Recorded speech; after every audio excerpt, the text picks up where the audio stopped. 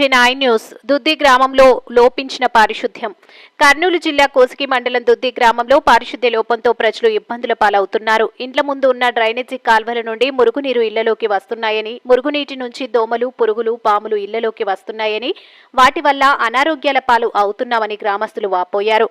గ్రామంలోని ప్రధాన R&B road పక్కన గల బీసీ కాలనీలో నివాసం ఉంటున్న గొర్లి ఊసేని అనే వ్యక్తి తన ఇంటి మెట్ల వద్దకు మురుగునీరు ఆగిందని, నీటిలో తిరగాల్సి వస్తుందని, దోమల వల్ల తన ఇంటిలో గల చిన్న పిల్లలు రోగాల బారిన పడుతున్నారని, గత సంవత్సరం రోజులుగా మురికి కాల్వ శుభ్రం చేయాలని విన్నవించుకున్న పట్టించుకునే నాదుడే కరువయ్యాడని వాపోయారు.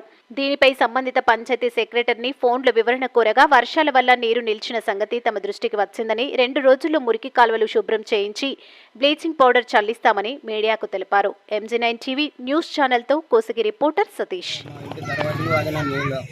పాములు వస్తుండవి, నిన్న రాత్రి పాములు వచ్చినవి. నీళ్ళు ఆటి వరకు గటారు తీయడం లేదు. గటారు కాలం ఉంది, నొడలు లోతుంది, అది తీయడం లేదు. అంతా ముచ్చేసుకున్నారు. అంతా బండ్లు వేసి వాళ్ళ ఇండ్ల ముందర అంతా బండ్లు వేసి ముచ్చేసుకున్నారు. దాన్ని ఎట్లా ఏం చేయాలని మాకు తెలియదు. అది మీ అనుకూలము. ట్రైన్ క్లీన్ చేసి మా నీరు నిలబడకుండా ఏర్పాటు చేయాలని మీకు తెలుపుతున్నాము.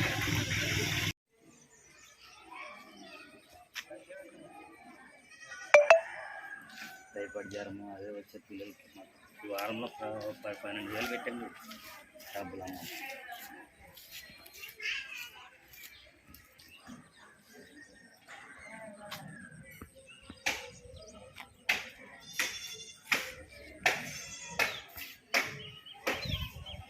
గొర్రెల దొడ్డయ్య దిద్ది గ్రామము మాది. ఇంటి దగ్గర ఇక్కడ సర్పంచ్ ఎవరన్నా చెప్తే కూడా పట్టించుకోవట్లేదు. ఇదంతా గలీజు కాలు ఉంది.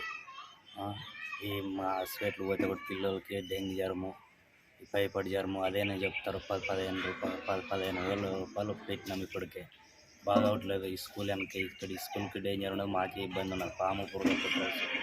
అంత గలీజు చెప్తే కూడా ఎన్నిసార్లు చెప్తే కూడా పట్టించుకోవట్లేదు. ఇక్కడ ఇది కోరుతున్నాము.